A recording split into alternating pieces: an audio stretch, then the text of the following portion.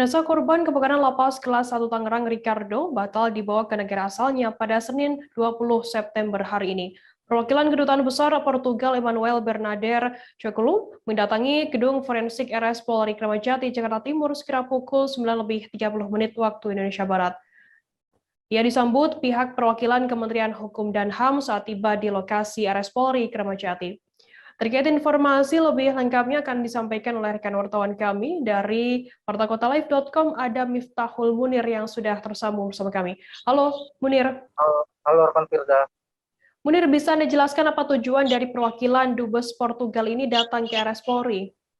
Baik, tujuan dari perwakilan Kedutaan Besar Portugal mendatangi Polri adalah untuk menjemput jenazah dari korban kebakaran lapas kelas 1 Tangerang, Banten bernama Ricardo Ucumane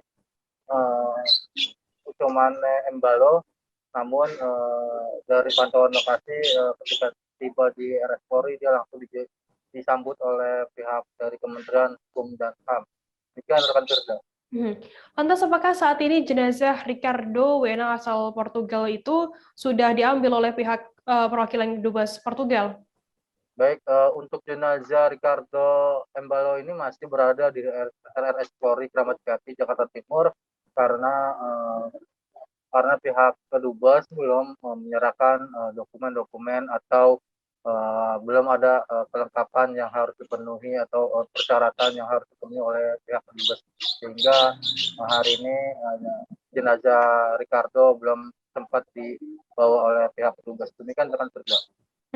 Lantas apa alasan tidak jadinya dibawa jenazah Ricardo ini ke negara asalnya? Bisa Anda jelaskan? Baik, untuk alasannya sendiri karena tadi pihak Kemenkumham sudah bertemu dengan perwakilan kedutaan besar Portugal, namun karena ada beberapa berkas yang masih kurang dilengkapi untuk penerbangan jasad atau jenazah Ricardo ini, sehingga pihak dari kedubes batal membawa pulang jenazah Ricardo. Rencananya Ricardo ini bakal diambil atau pihak kedubes akan melengkapi persyaratan pengambilan jenazah pada Rabu 22 September 2021 mendatang. Demikian rekan kerja.